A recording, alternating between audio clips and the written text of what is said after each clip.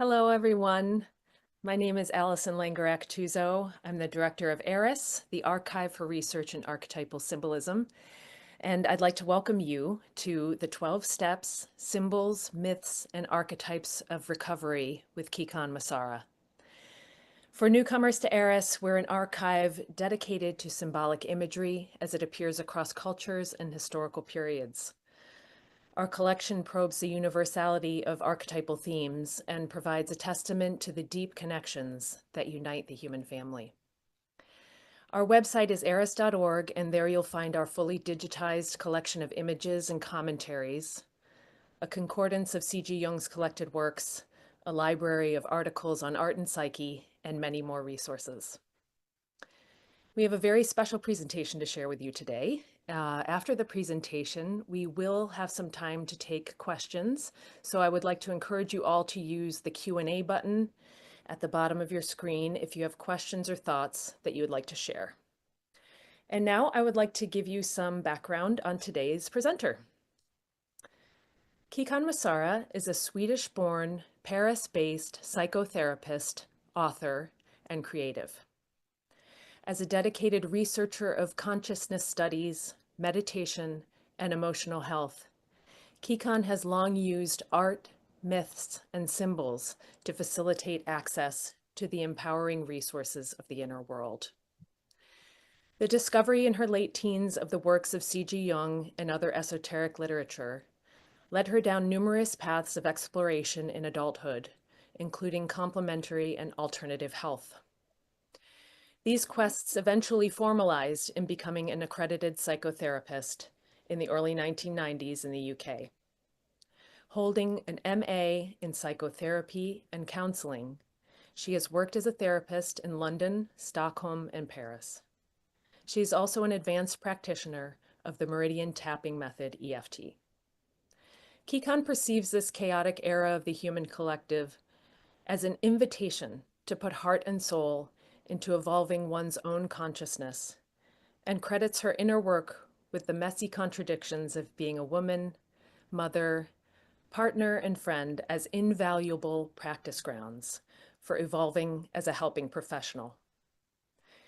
She is currently working on a book on human emotions and is considering focusing on grief counseling in her practice. Kikan is a longtime friend of ARIS and has spent many hours in our archive. As she says, ARIS seamlessly weaves in and out of her creative life and overall well-being. Welcome, Kikan. Thank you so much for being here. Thank you very much, Alison. It's absolutely true that I love ARIS, and I thank you for the opportunity to come and present the book and ideas, around symbolic perception. And also want to say welcome to everyone who is with us today. I can't see you, but I know that that there is a bunch of you out there. And so I'm going to begin by sharing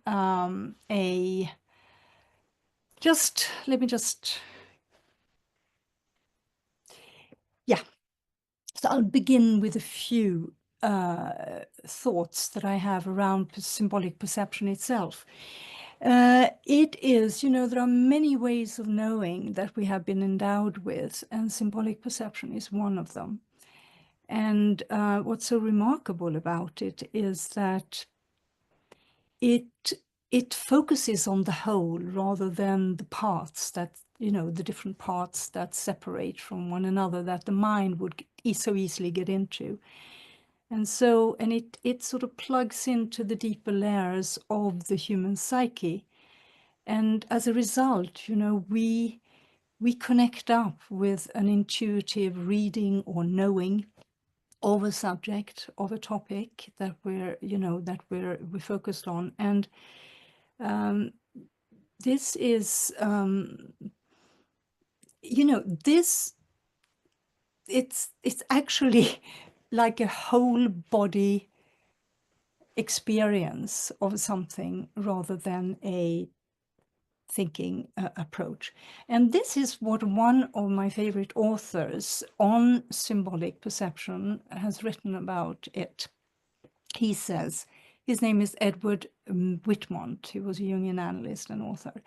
Symbolic approach can mediate an experience of something indefinable, intuitive, or imaginative, or a feeling sense of something that can be known or conveyed in no other way, since abstract terms do not suffice everywhere. And that's the point. And you know, the other thing about symbolic perception is that it's a very empathic way of looking at things. And this can be very helpful if you're writing about things that I write about in this book. It is, you know, after all, if the subject is as forbidding and complex as addiction, and as mysterious as 12-step recovery from addiction, then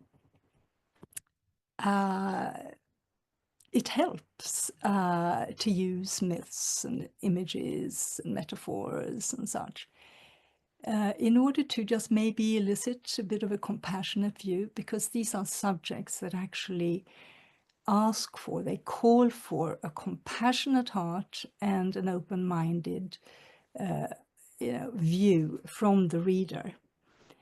And just Jung, he thought that symbols also were linked to truth. And so he said, there are not too many truths, there are only a few. Their meaning is too deep to grasp other than in symbols. So I just read this too. It is no secret that human beings are more wired for visual and symbolic communications than they are for words. Just like the breath and heartbeat are continuous, so are those internal image streams that process, order, and deliver staggering amounts of data to the brain. It could not be done by spelling letters of an alphabet. The roots of our predisposition for symbolic imagery can be found in humanity's collective unconscious. Its timeless treasures are transmitted mainly through symbolic, metaphoric, visual, and intuitive languages. These have long been thought of as our universal language, and to read symbols has been considered a sacred art. Now,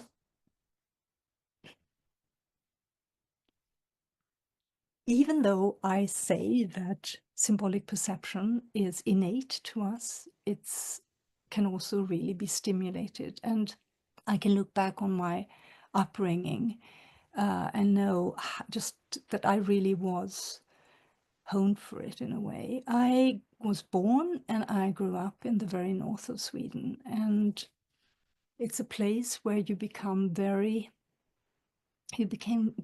aware of changes between light and dark, and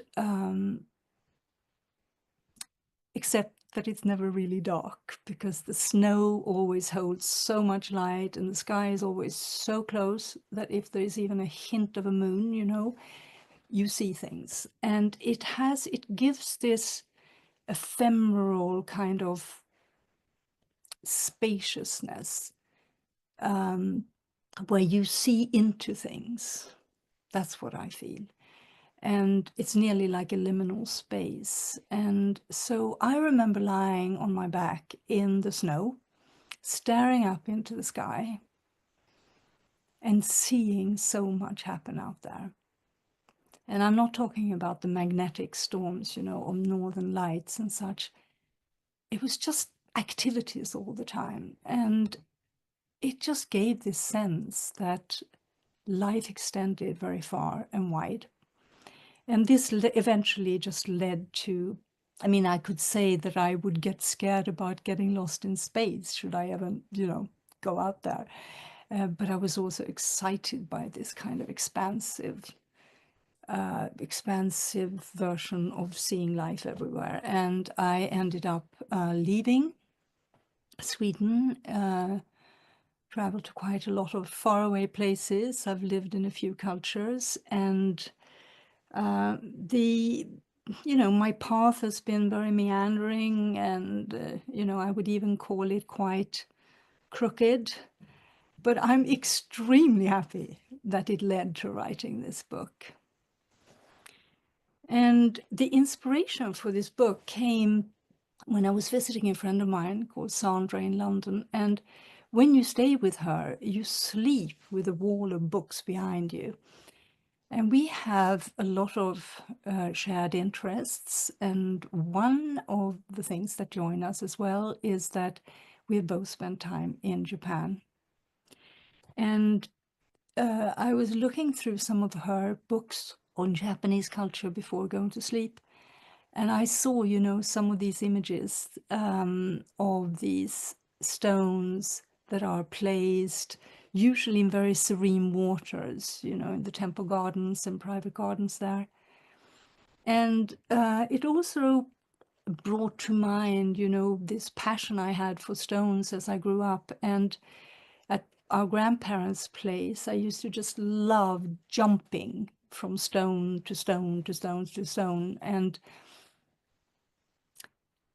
But in the north, when the snow melted and it swelled the rivers, this wild rush of waters, I also remember being told that there would always be places to cross even this sort of crazy rush. So I went to sleep with all of this, and the first thing that happened in the morning was this, what can I call it? It was this phrase, really. It just came. I know that it came from somewhere here. And it just went, what a pity that the 12 steps have not yet been visually narrated. And those words came with me ever since, but I was busy doing other things. Oh, here we have an image, sorry, from the north of rushing water. Yes, I was busy doing this. I was busy trying to make the inner world and inner work user-friendly because apps were happening. And I didn't have time really to engage in any other adventures. I was also in a relationship at the time with a man who traveled a lot, and on those trips, I mean, what stands out now is just that I got particularly obsessed with skies and seas, and also my dream world started to call me to write down my dreams more conscientiously. And I've had a dream theme most of my life, my adult life, which had to do with finding my writing desk. Then it could be found, under the mud in a Dutch canal or in the attic of an abandoned house in Sweden, what have you. But that which really stood out was this sense of wanting to have the sort of the conduit between my conscious and unconscious self really clean and working. And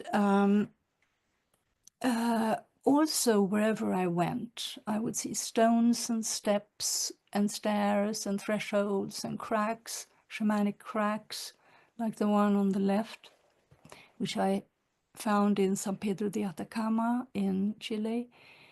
And the number 12 also kept showing up all over the place.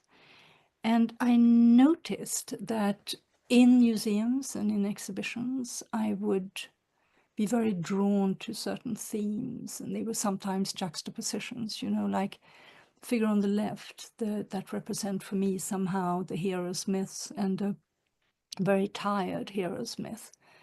And then other images that spoke about community, the warm embrace of community, or interdependence, or connection, that kept on happening. And images kept on coming to me. I mean, they didn't stop. And I collected them. And in books, I basically took screenshots because I hadn't learned any other techniques.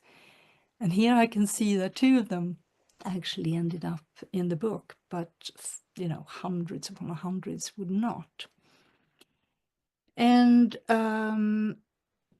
these images, in one way or another, reminded me of these remarkable 12 steps.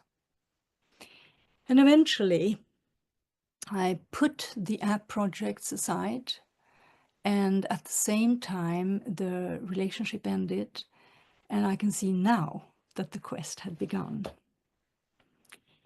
The very first thing I did was to go to New York and to sit at the wonderful table in Arras and you know, look at images, collect images, what have you. But very soon after arrival, I went up to AA World Services offices on Riverside Drive, you know, because the 12 steps, after all, originate with AA, Alcoholics Anonymous, and they have a library at their offices and the archives. And so I wanted to go through the whole library there and just see, you know, what had been illustrated.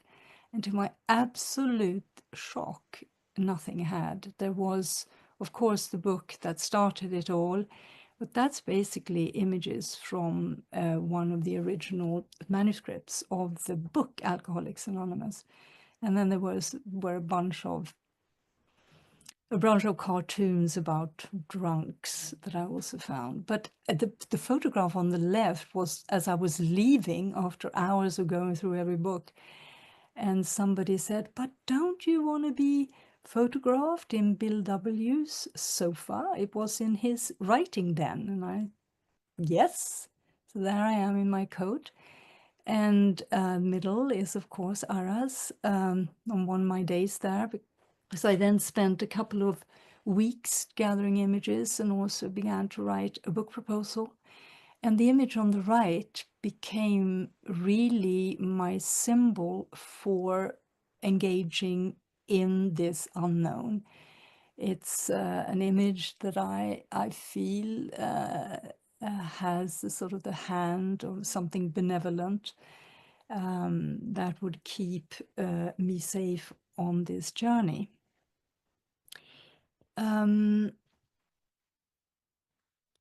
Now, my first images, or rather my image narratives, were all about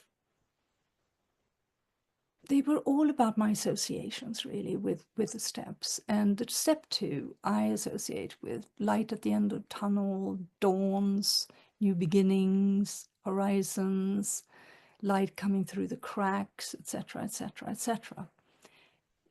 It's a hopeful step, but that was my association. And here I have one image narrative from step 4, which I really associated with self-knowledge and also doing, you know, working with your shadow content to integrate what has been abandoned and rejected, etc. You know, to work with that consciously and bring it into the light of consciousness and to become part of who we are, so to speak. And I also associated it with standing in one's naked truth and to have courage to look for self-knowledge and to have the humility to accept what one finds. And so that was going on there. And then that went on for quite some time. Now, Ami Rönnberg, who is on the left, was director of Aras for many years. And she's a fellow Swede, and we became dear friends. And so we would speak with each other with some regularity. And in one of our calls, we talked about, you know, what to do with this book proposal and what, you know, she was the editor-in-chief of the Book of Symbols, which was published by Taschen, and we talked about whether they could be interested, and both of us thought, not really, you know. Book on addiction, recovery from addiction, no. They might be, risk-taking and trailblazing, but by the end of the conversation, we decided to send it as a symbolic gesture for the proposal to go out there, and thought that it was a good idea to send it on the summer solstice, which is the day of the most light in the year in the Northern Hemisphere. And of course, that's again a very Swedish thing to do, to honor the seasons and the cycles of the year. And also, that had its own journey, and it eventually led to a contract, which really quite extraordinary. And sometime after that, Ami suggested that we would go on a pilgrimage to Jungian destinations in Switzerland, which we did. It was an incredibly wonderful journey. And Jung's home in Küsnacht had just opened to the public, I think a week or so before we arrived. And there is Ami on the steps going down to the lake where Jung could possibly have had his little rowboat, I don't know. And in the middle, this just a rather bad photograph from Bollingen, from one of his stone sculptures, because we had the enormous privilege of visiting Bollingen with one of Jung's relatives. And on the right is the mythical table of Eranos in Ascona by the Lake Maggiore, also in Switzerland. And this is where for 70 years people from many different fields came together to exchange ideas and give lectures. I mean, there is, you could speak about it for hours. The luminaries that have met there, Jung went there regularly. I mean, there's no point even going into how many, their history. It's an incredible place, and I spent every day writing there, that we visited. And so then back in ordinary reality, back in Paris, I found writing quite difficult, and I found it difficult to kind of get a grasp. I realized that I had to have a substantial amount of writing in the book, not just images. And I kept a board handy so that I could just, collage my frustrations again and again, and I never glued any of them. And these two were photographed, and I think it was because they looked very neat and tidy. But it was a period of having to let go again and again and again and again. I had so much will in all kinds of directions, and I was just coming into realizations just how much I was driven by will, and I had to let go. There were changes of editors, there were changes all the time. But I could say that eventually it moved, things began to really happen. And I went back to the States to delve much deeper into research in images from AA's history. And there on the left is actually another photograph that someone suggested he would take. I'm sitting in Bill W.'s writing hut, which he called Wit's End, with two of his books in my hands. Because Stepping Stones, which was his home, and Lewis's, his wife's home, is a foundation that has a lot, substantial amount of documentation. So I spent time researching there and found, to my absolute joy, some really unusual documentation or images, that are included in the book. And I'm just looking here at my notes. If there's anything I want to say about that more. It was quite difficult to find images that had copyrights or in high enough resolution. for the section on AA history. But anyway, it got done, and eventually on the right you can see that it was the first time I printed out the text, and I'd also created a mock cover of the book, because I had this inner gestalt that it needed to be two hands holding each other, given that 12-step recovery is very much about helping one another recover. And there were also all kinds of image rights processes going on at the time. Just before, well, we were supposed to deliver, the quality control back in Germany decided that 50 of the 200 images were not of good enough quality to use. You know, that's a lot of images to replace in a short period of time. And I was very, very lucky in having a team in Los Angeles of Jessica Hunley, who was the external editor, and Nick Taylor of Thunderwing, who was the designer of the book. They helped finding replacement images, and ironically, all of this took place at the time when someone had accidentally spilled a cup of hot tea on my computer.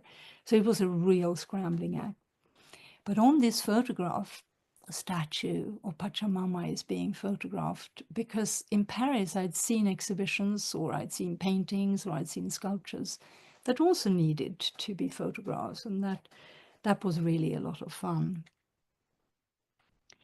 And so you could say that the process was very much being in a kind of symbolic perception, image receptive state of mind 24/7. And I would see something, for example, like these hands that I saw at the Egyptian collection in Berlin to the left. And then I would bring back a symbol of it, the postcard, and place it on my little symbolic baby easel to look at it. And then it led to this image being chosen for the cover, which is deeply moving. And yes, I think that is about it there. But you know, once the manuscript had been delivered to the printers, I came face to face with all kinds of questions, including, you know, where did the fire come from? Where did the passion come from to stay the course? And of course, my love and respect for the 12 steps was obvious, and so was being in the helping professions. Of course, wanting to be of service, absolutely, but it felt a lot deeper than that. And there is, I mean, I do all kinds of things that to connect me up with symbols or symbolic ways of seeing things. And in this case, I did something I call living questions. I take a question like that and send it off in a ritualistic way out into the universe, and then I keep an eye open for eventual answers. And in this case, it came in the form of an image memory. And in this image, I'm walking down the street with my father, and it's winter because there are snowdrifts on either side of us. And we're walking towards the yellow house, and we're in the north, in a little town. And as the memory widens, I recall that I'd been asked to come to play with somebody who didn't speak Swedish. And this turned out to be a young Indian boy. And the thing was that he only wanted to play with his Indian gods and goddesses, these little statues, you know, very colorful things. And what he seemed to play was the stories about them, or the myths. And of course, I knew none of that. But I was absolutely mesmerized and very struck by the experience. And then what followed was a real I mean, we can call it awakening. It was like my young psyche blew open. So my father, I know what happened when I saw the photograph of Gandhi, but I think my father told me that the boy had come because his country was in upheaval, and because the this man called Mahatma Gandhi had overthrown the British rulers. And I remember very distinctly seeing a photograph, not this one, it was a photograph of Gandhi standing. And he was so thin. He was so spindly. They were standing there, in sandals and in a loincloth, bare legs, benevolent smile and eyes, bald. And there truly was no way that this man could have overthrown anything, not even an ant. And in retrospect, I can really see that this was the moment when I first came into a kind of knowing that an inner world existed. Because this man clearly had something that had to do with, I thought, the secrets of the universe. And I ended up after this experience, I became very restless because I wanted whatever it was that this man had. And it was, it led me through many different paths of healing and transformation in the course of my life. But what I came to realize eventually was that I was really looking for principles to live by. And that some principles I came across, they had to do with the nature of reality, like all is one, all of life is one, is connected. And others were really these timeless, perennial suggestions, guidelines of how to live. And, and the thing is that the 12 steps are absolutely masterful at helping people align with those kind of guidelines and principles in everyday life. And they have, over time, the last 70 years, for millions worldwide, helped people cross very rough terrains and not only recover from addictive processes to substances or compulsive behaviors, but also come home to themselves, to their true self, and to really thrive. And in our time, this is something that many people are looking for. Because whether we're addicts or not, just being human can be very tricky to navigate. The way I see it is that we're both human, and we're both physical and spiritual and emotional and mental and what have you. We're made up of many different parts, and to live through the reconciliation of all of that is difficult.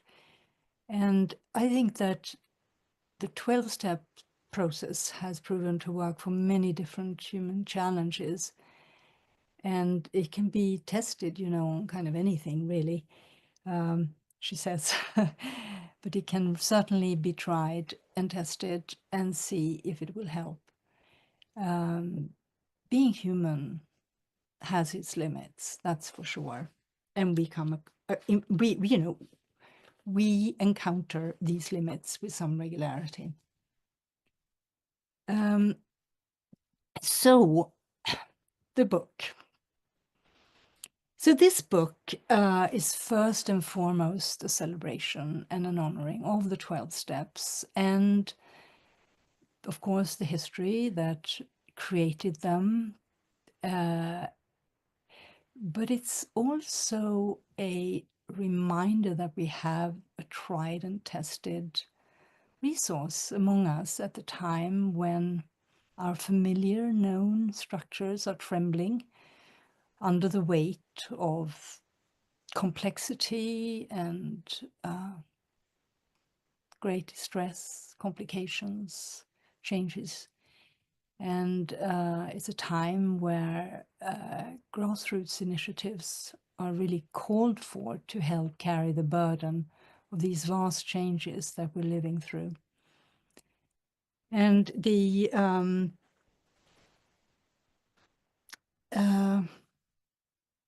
yeah, I think that's it there.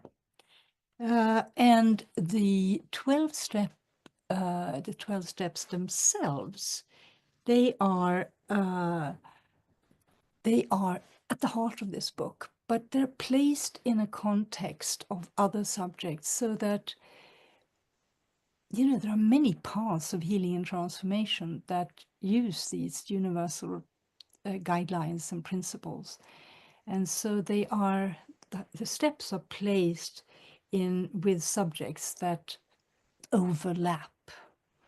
And among them is Jung's individuation, the hero's myth, and the soul's journey, and some shamanic perspectives. And the approach to these mighty subjects, you know, is symbolic, thank God, so that these subjects can be related to through indeed myths and through indeed metaphors and artworks and nutshell captions and freestanding quotations and what have you. So that is the kind of the basic structure of the book. And it predictably begins with symbolic perception.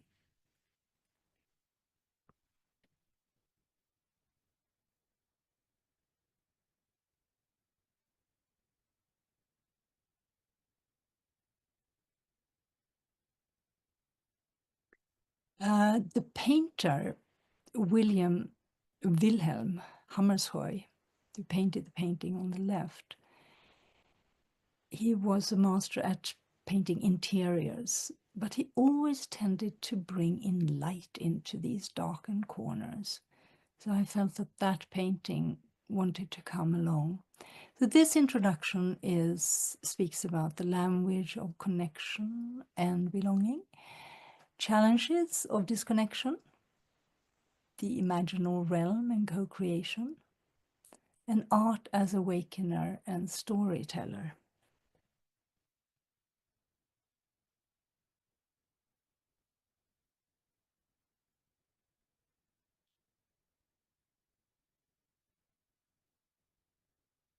I really had to cross my fingers for so long to get this version of Eve, who is such a long-lasting symbol of, well, temptation and humanity's downfall. I really feel for her. And also,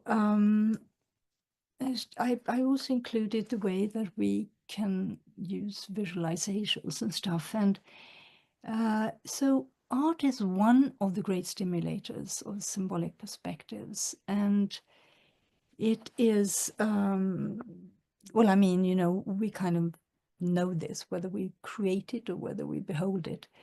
Art is, you know, we have thousands of studies now that prove that art not only can change our biology, but also our mental and emotional health.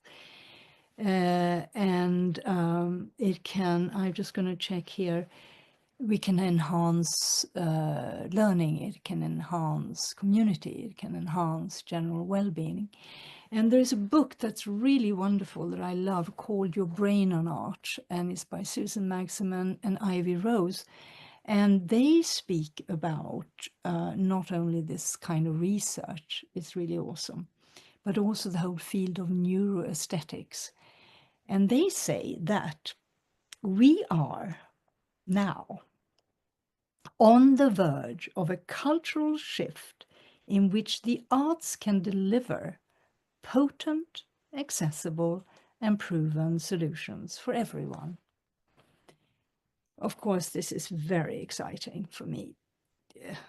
And the trap of addiction is a section that focuses on the contentious subject of addiction and a few other things. And I've come to see addiction as an understandable adaptive response to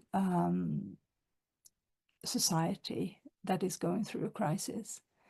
I also see it as historically, we can see that when a society is undergoing change, the paradigm, the central myth is changing. It's gone too complex. It doesn't hold anymore. There are changes ahead. There are transitions between what has long served and what is going to serve the next chapter of evolution for the human species.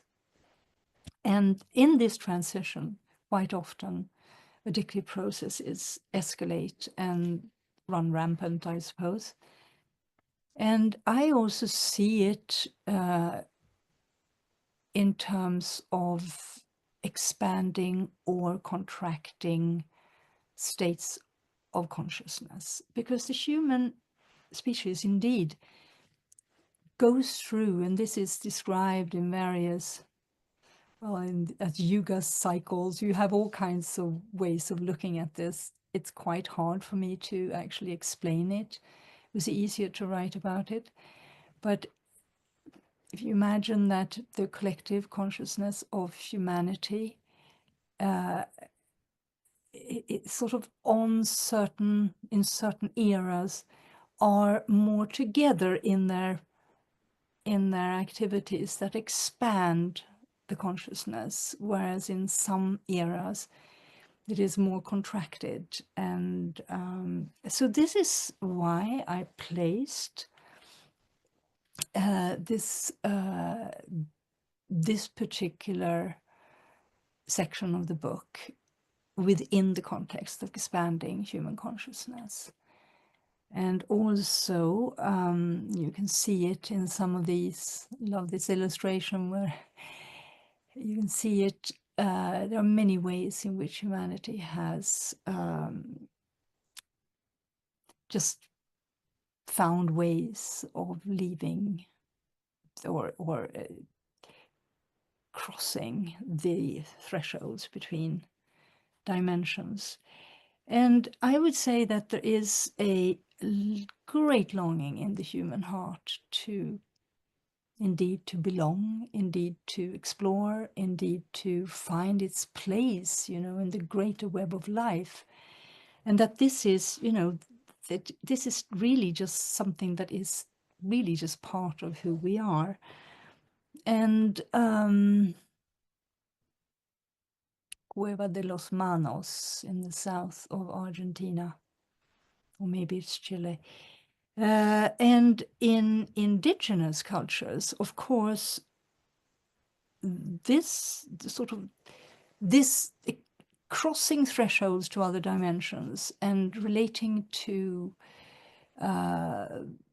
powers greater than oneself was really part and parcel of life. It served survival. It served the sense of needing to honor this relationship and with the invisible worlds. And for those who cross the thresholds, between the dimensions or between different states of consciousness, they were trained, they were supported, it was not your average thing to do. They were doing it on behalf of the community, and so therefore all of these interdimensional travels were regarded as a great art And it had to be really respected, because if it wasn't, it could bring great harm to the individual and to the community itself. So therefore, you know, this was very, very, there were a lot of preparations involved. Now, in our times, something else is taking place. But first of all, I'll tell you a little bit about the distortion, you could say, of the natural longing to expand consciousness and to go beyond the limits of ordinary consciousness. Dionysus was, in the myths, he was really a symbol and a representation of spiritual ecstasy. It's funny, you know, he didn't drink to celebrate life and creation. Neither did his followers, according to what I've read. They got into trance-like states through drumming and dancing and such. And here he is seen as Bacchus, the god of wine, which is what the Romans renamed him as. And this misrepresents completely the worship of Dionysus as being, you know, alcoholic drunkenness, or whatever you want to call it, compared to spiritual intoxication. So I explore all of this in this section as well. I'm very fond of Dionysus, except that he doesn't look well at all here. So, as I was hinting at, the menu of changing consciousness today is a very long one. There are many, many, many options for mood altering, mind altering in today's world. And one of, you know, one of the difficult things that have emerged, you know, we live in a world that is rampant with addictive processes. There are so many substances now, and there are so many compulsive behaviors that are involved. And it is very different from when this took place in that very ritualistic way of bygone days, where these were sacred arts and these were sacred acts. And today, you know, when the desire rises to change where one is at, the motivation isn't necessarily to serve the community, nor to serve one's own expanding consciousness. It's very often about numbing or fleeing or giving oneself a reward, or stop obsessing about someone or something. You know, it's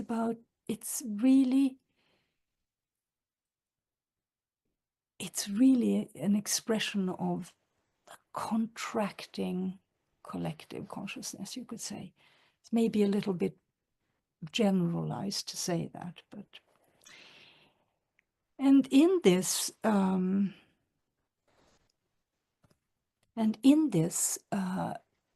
section of the book, you know, it wasn't obvious to find illustrations at all.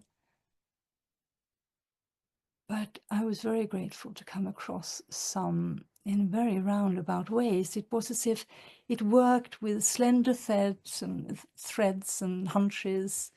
I would come across a little something and I would follow it up. And this was the case with Sisyphus. It was in a very casual conversation that I heard somebody say that he was a modern version of Sisyphus. And I could not remember much about that myth.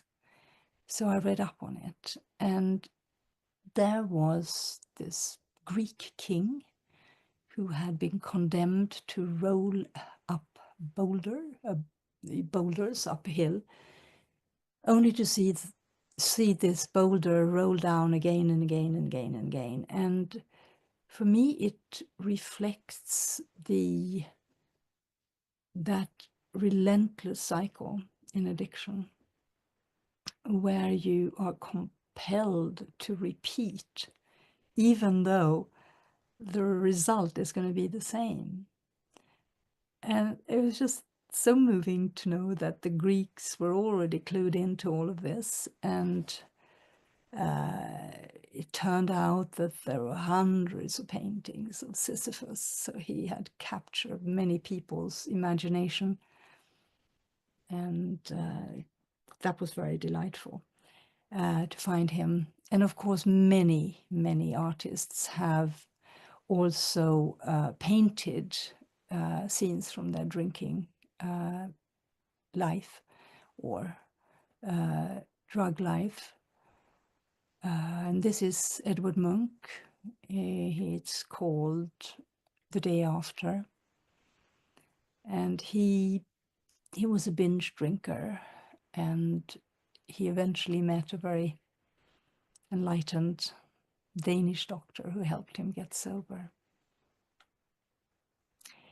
And this is the other painting that really came in that very roundabout way, that speaks of addiction in a particular way, which I'm just really, really happy to have found. As you can see, it's not a particularly interesting painting. It's Van Gogh. But look at all of those poppies and drooping heads and all of that. And in classic mythology, poppies, red poppies, are associated with sleep, spells, intoxication. And you can see just, the tiredness of that in those drooping buds. And among them are these two white fluttering butterflies. And I mean, it's well known that butterflies represent metamorphosis, transformation, spiritual growth, etc. And what it reflects for me is that very often in active addiction, there is a really profound spiritual longing. But it does, it's not easy to explain that to people, just that there is a spiritual element in addiction that we don't necessarily talk about. Now, so the steps to recovery is focused on really the creation of the 12 steps. It follows the trials and tribulations of a group of alcoholics in the 1930s and onwards, who were putting to the test certain principles to live by, and found that some of them helped them stay sober. The key one was helping one another get sober. And so it's also it really follows, the whole chapter really follows the journey of Bill W., who became the co-founder of AA. And he was at death's door when his journey began. So it tells the story about this, and it's absolutely fascinating. Lots of mishaps and messes, but also so many slender threads, that weave together connections that eventually result in these extraordinary steps. And what's also amazing is that,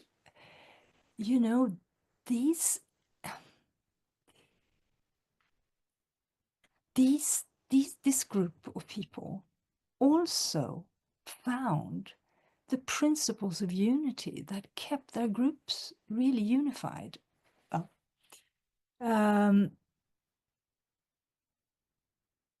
Finding unity at grassroots level among recovering alcoholics or addicts is not an obvious thing to do. The the 12 traditions were created. That was during the 1940s, that have really just made it possible for the fellowship to be really, do the only job it is intending to do, and that is to have a desire to stop the particular addictive process, and to, or it's called, to stop drinking, the desire to stop drinking, and to help others get sober. And so that is, it's really remarkable what they managed to achieve. And in 1938, Bill W. Started to write about their methods for this book, Alcoholics Anonymous. This is an original first edition. And he was greatly encouraged by somebody called Hank P., who was part of his inner circle in New York. And Hank P. is rather a forgotten figure in AA history, but I'll read you something from a book that's really remarkable about this time of AA history. It's written by William Scharberg, and it's called Writing the Big Book. And what he writes is that Hank came to have a central and critical role in the writing, publication, and promotion of the book, and that there are no chapters in the book Alcoholics Anonymous that are not suggested on Hank's outline. Now, this outline is something that I found at Stepping Stones, and it is in the book, like several other items, and it is just like, a series of chapter headings, practically. Now, Hank ended up giving it all to the endeavor to get the book out and other initiatives. He lost everything. He lost his marriage, he lost his business, he lost even his sobriety in the process, and could not make his way back into the rooms of Alcoholics Anonymous in New York. But he made a huge contribution to the creation of this book. And it has been, since this publication in 1939, it has been translated into 73 languages. And the Library of Congress in Washington also designated it the status of being one of the 88 books that shaped America. And this, I also included in this part what Bill W. became very interested in the late 40s and throughout the 50s, which was emotional sobriety. He had a history with periods of depression since his father left when he was young, and after 10 years of being sober, he started feeling depressed again, and that was in the 40s.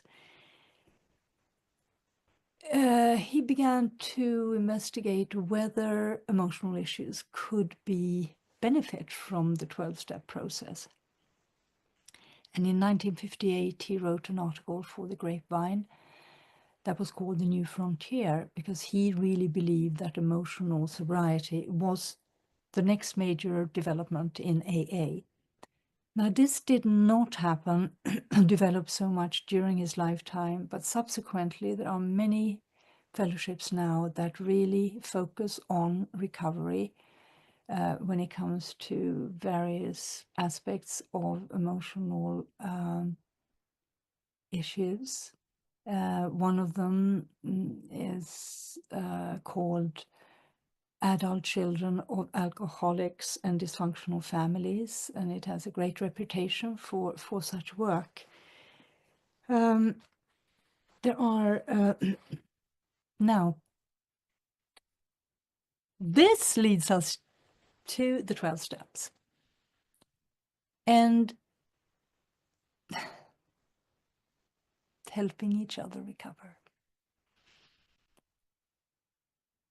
This is what AA has to say about the 12 steps.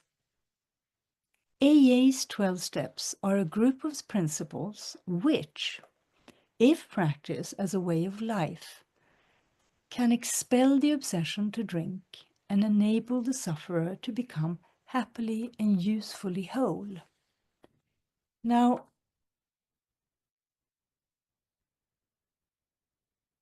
I struggled to approach the steps, to even remotely write about them, because I felt, well, first of all, the book was really going to be a visual narration of the steps. But I realized that I would have to write about them. And I found that, you know, between the classical AA literature and, you know, which still is so astonishingly effective when it comes to helping people stop their addictive processes, whatever the substance, and the compulsive behavior. There was, you know, who would even want to go anywhere near writing about the steps when such amazing literature already exists?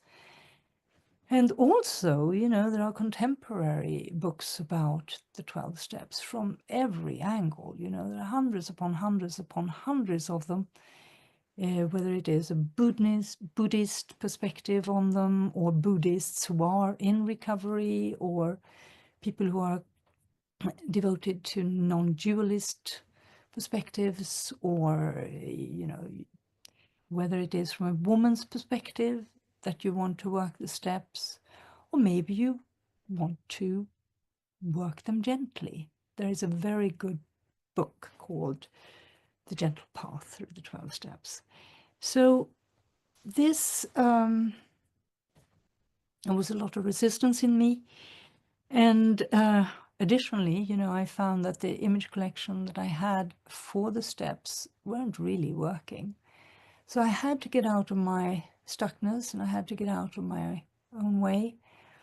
And I did yet another ritualistic symbolic something, which was that I went on a walk of no destination. And the rule is that you turn left where you usually or naturally would turn right, and the vice versa. And the idea is to stop looking down and just look up, or look into the far distance. And when you live in Paris and you are looking up, you know, you're bound to find all kinds of creative things. And so I walked, and I'd been maybe an hour, maybe more, into this particular walk, when I turned right onto a very small street I didn't know. And in the middle of it, or on the side of it, was this lamppost, and it was absolutely cluttered with layers of old notices, you know, of offers of this and that and the other.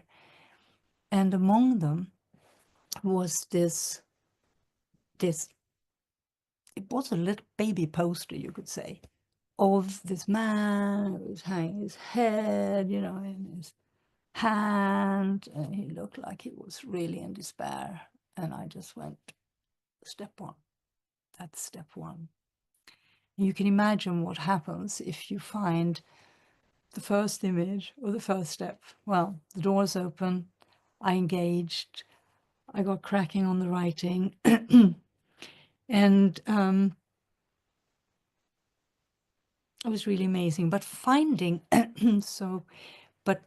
finding an image, I'll show it to you.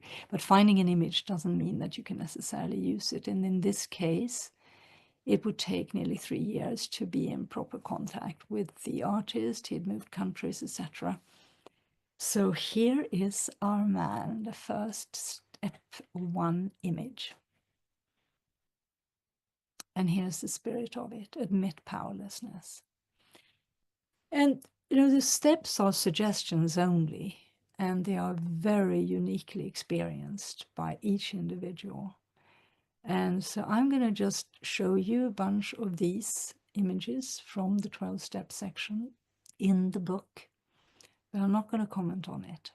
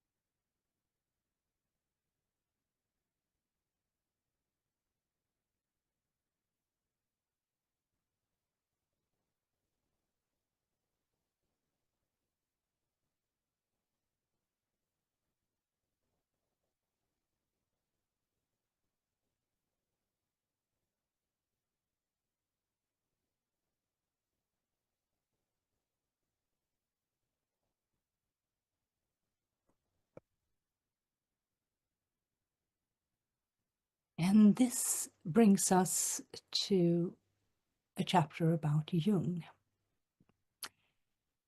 a path to wholeness, opening to the inner world. This labyrinth is from Chartres Cathedral and was created by a man who accurately measured every single stone of the labyrinth.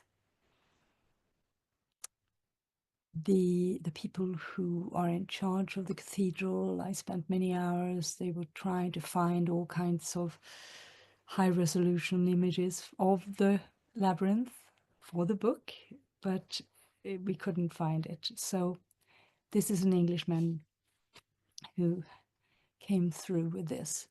Now, why is this such an important image in connection with Jung? It is that, well, you know, Jung's notion of the self, our true nature, so to speak, is a center, but also the journey to the center. And the beauty of Labyrinth is that it shows you how in life we are in one way or another moving towards that center, but it's a meandering path and it is not necessarily going in the right direction, you know, of our wishes and wills. But in the end, it covers the entire field of the circle. And so you could say that, I mean, I just wrote down, his suggestion was that our true nature is the self and the path there, right? It has a center, and on our way there, the path integrates the whole field of the circle. So the true nature of the self is not only the center, but the journey there. This, yeah,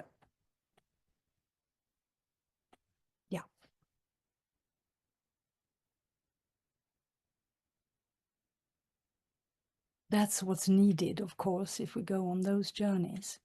Whoops. Now, the story of Jung's influence on the spiritual foundation of AA is very well known. And it began basically a long time ago, but Jung did not know anything about this until about 4 months before his death in 1961, when he received a letter from Bill W., who explained the chain of events and the domino effects of a meeting that Jung had had probably in 1926, according to more recent research, with a former patient, Roland Hazard, who had relapsed. And in this meeting that Bill is now telling Jung all about, Jung did not offer Roland Hazard any more sessions. Instead, he revealed that in his experience, a chronic alcoholic cannot be helped by medicine or psychology, which was a very daring thing to do in the climate of the times. But Hazard obviously wanted to have some hope for something, and Jung admitted that there was something that indeed could happen, that could help a chronic alcoholic, but it was very rare, and it was a vital spiritual experience. It was not about going to church or temple or anything. It was that you literally had to be transformed in some profound way. So Hazard went back to New York, and his cousin Susan Keith suggested the Oxford group. And this was a group of people who met. There was no leader, no membership, no fees.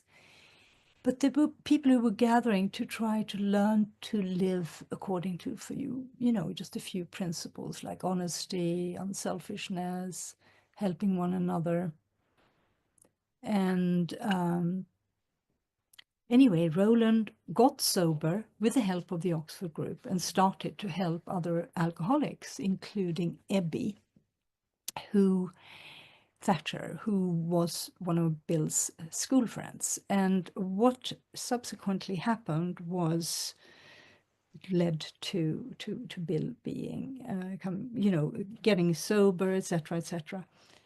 And Jung wrote back to Bill in response to his letter, and he elaborated on the fact that actually an alcoholic has a deeper thirst than the alcohol, and it needs to be quenched in order to get sober. And it doesn't really work if the substance, is stopped, because you're not quenching the deeper thirst, which in Jung's perspective was a spiritual thirst. And the amazing thing is that this letter of Jung's is at Stepping Stones Foundation, and after some negotiations, they pried it open away from the frame, and they copied it for us for the book. So it's in the book, the actual original letter of Jung's. And Jung had become familiar with AA in the 1940s through one of his students called Margarita Lüttichau. And she also knew Bill W. back in New York. And so she introduced these two men to each other's work. And for example, she gave this book, Modern Man in Search of a Soul, to Bill W.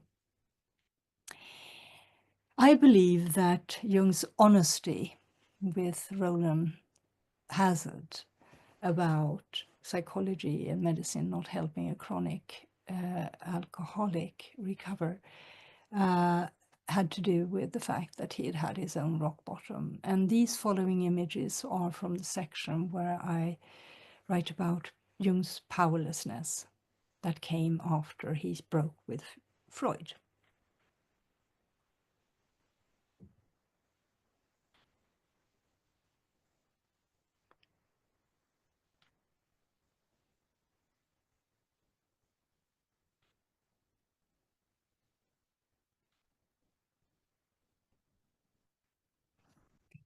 And of course, there are many concepts of Jung's that needed to be described in order to look at the overlapping principles with the 12 steps. And so you have shadow projections. But this particular one is a very significant concept of Jung's, and this painting is by Hilma of Klint, and it was painted in 1920, and it's called Buddha's Position on Earthly Life. And Jung spoke about human consciousness evolving through processes of reconciling polarities. And so, if you have two polarities that are approaching one another in order to reconcile, there's going to be a lot of tension in the middle. And it's not something that human beings like very much. It's like the sensations of difficult emotions. And so, but eventually, when they do reconcile, the tensions go. And a third solution has happened. We would, I can't think of a good example, but, take yellow and blue, the two polarities, and we end up discovering green, or, something will happen. I've suddenly become very aware of time rushing here. And so I'm going to speed through Jung's perspective, look at archetypes, the archetype of Imago Dei, very useful. And here's a man conversing with his soul, which brings us to the final section of the book, which is called Journeys of the Soul, Balancing Heaven and Earth. And here are, well, the human soul is not meant to be understood and not to be cured, but to be cared for. Thomas More. And this section is really about the hero's myth, the soul's journeys, and how they overlap also with the 12 steps. And I also speak about, the time that we're living through, and through the lens of the dark night of the soul for the human species.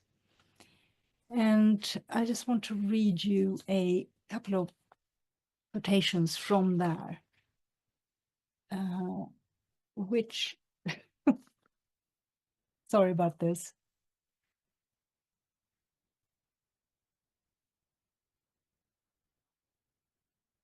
No, I need to go back. So go back to here. The darkness of the night implies nothing sinister, only that the liberation takes place in hidden ways, beneath our knowledge and understanding. It happens mysteriously, in secret, beyond our conscious control. For that reason, it can be disturbing or even scary, but in the end, it always works out for the best. And then we have awakening is the goal of the spiritual journey, a stage of human consciousness that some call unity consciousness or oneness. And then, going through all these things. But just to come to the end here, I wanted to quickly run through some ideas for symbolic perception. Oh yes, the book has been translated into Spanish, French, and German as well, which is really quite remarkable. So, ideas for cultivating symbolic perception.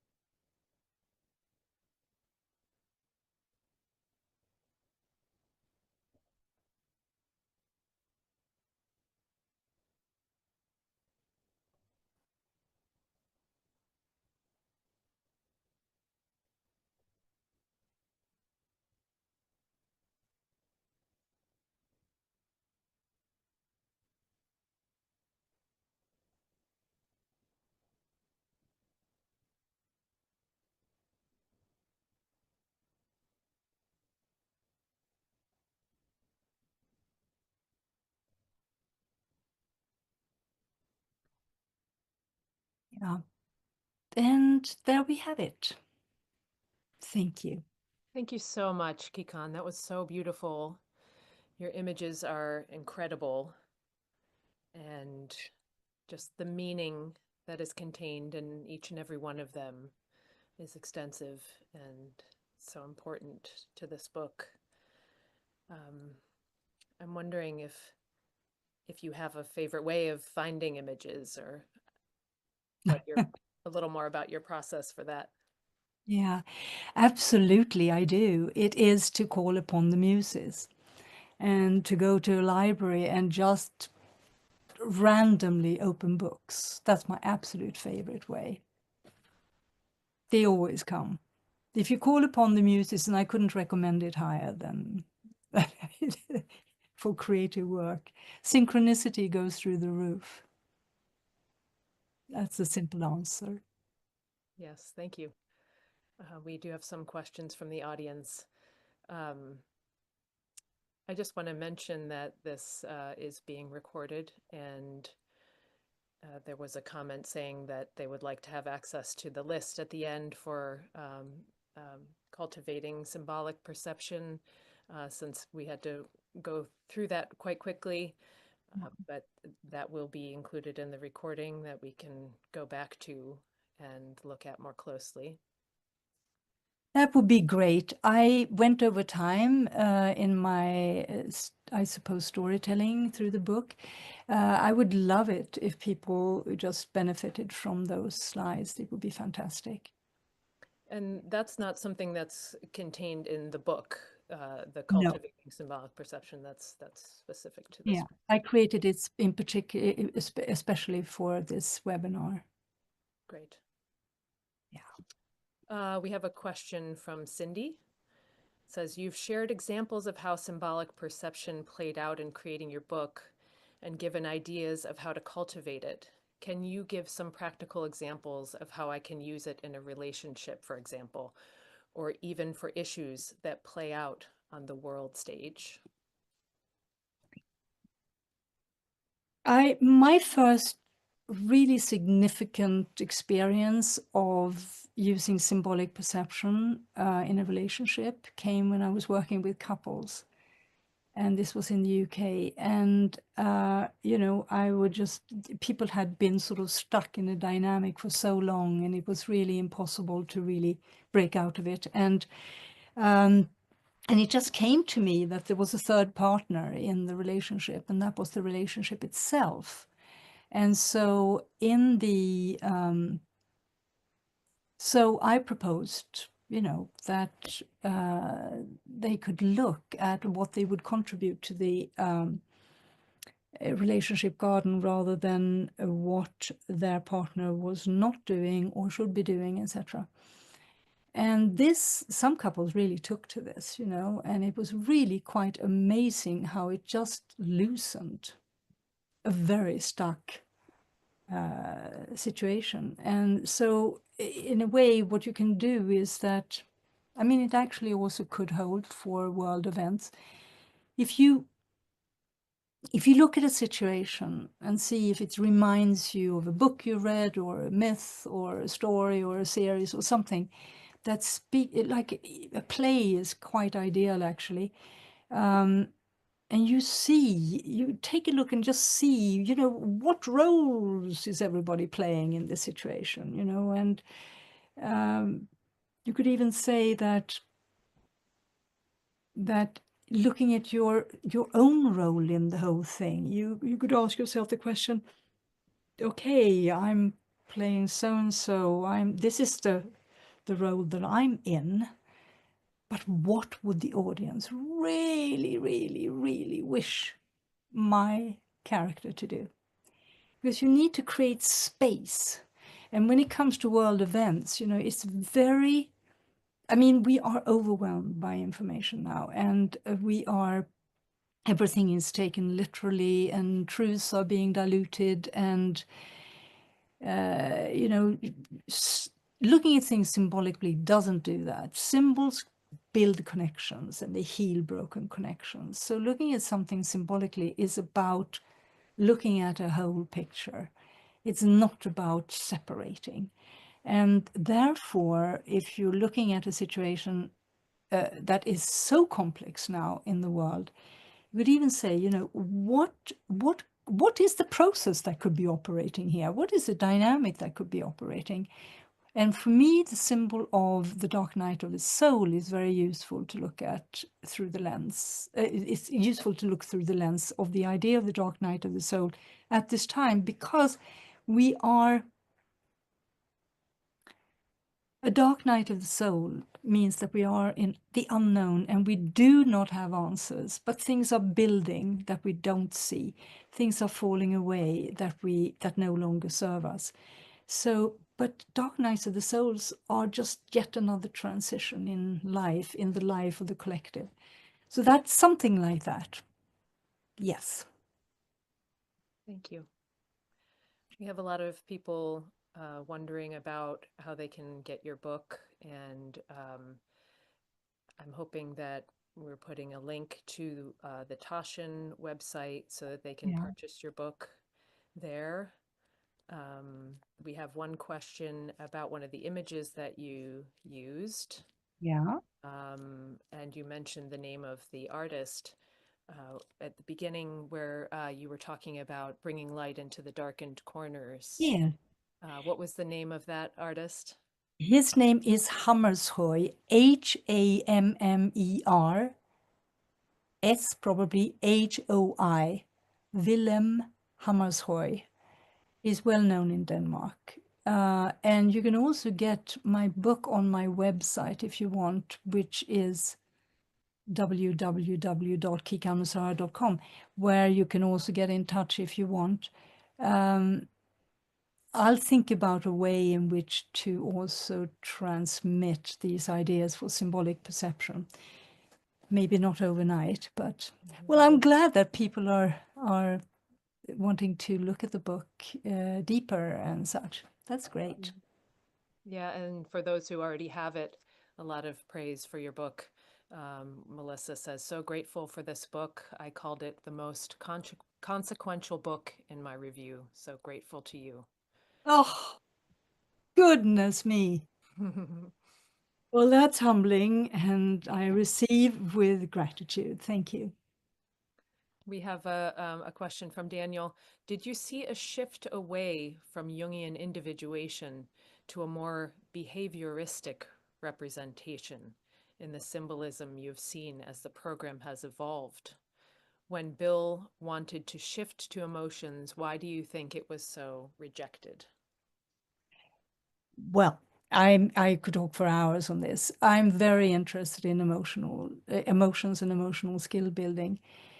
You know, in the era, it was not, emotions were not really spoken of in the same way as we do now.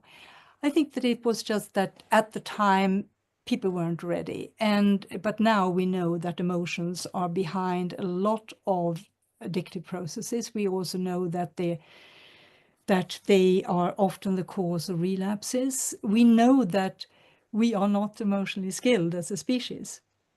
So did I notice, Bill actually he worked with a Jungian for, I think, 4 or 5 years.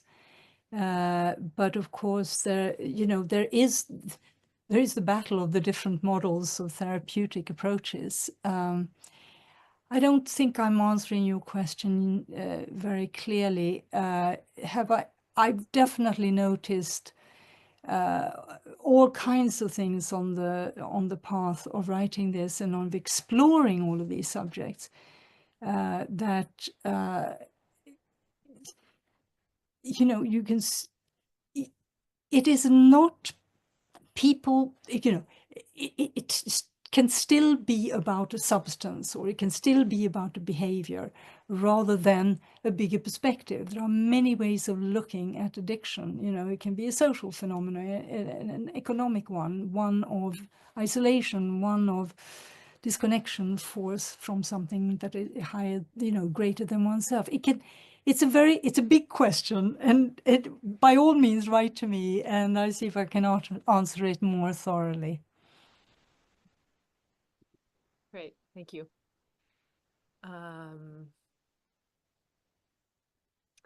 Let's see, I think we have time to take one more question. I apologize to people who have submitted questions that we haven't had a chance to get to. This is Me such a too. deep and Apologies. rich subject matter that I think we could probably go on for another few hours if we had the time. But Yes. let's see. Um,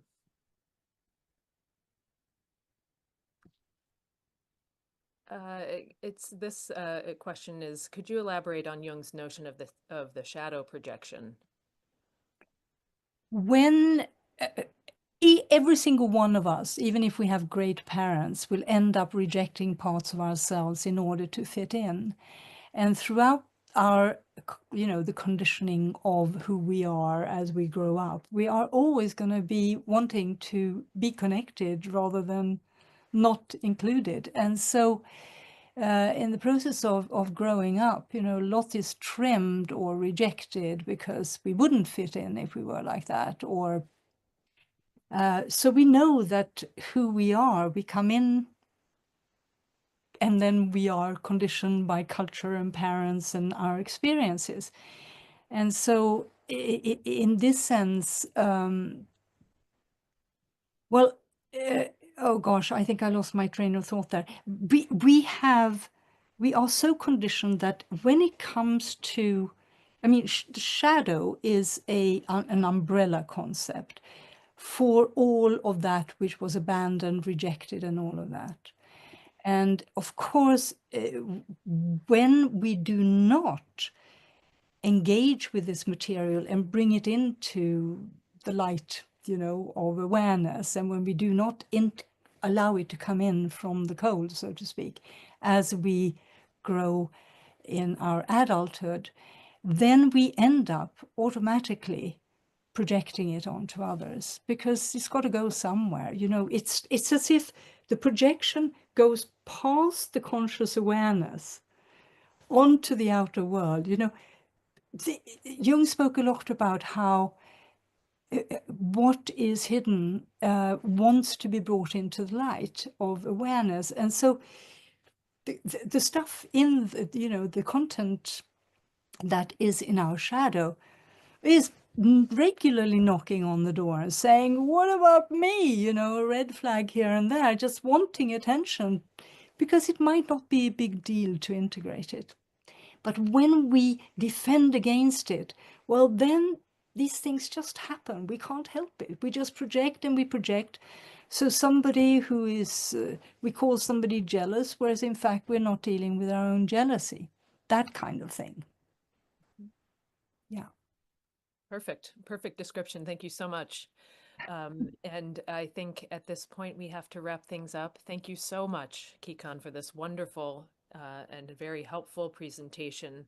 Wouldn't it be lovely to have another one just on symbolic perception? I think there's really a desire for that, as I'm noticing in the chat, where we can delve even deeper into that. Thank you all so much for being here and taking part in this event. Please check out our website, eris.org, where you'll find our fully digitized collection, along with a number of other resources. And this is where we'll be putting the video of today's event. We'll also be notifying you about that via email. And thank you again for being with us today, and we hope to see you again.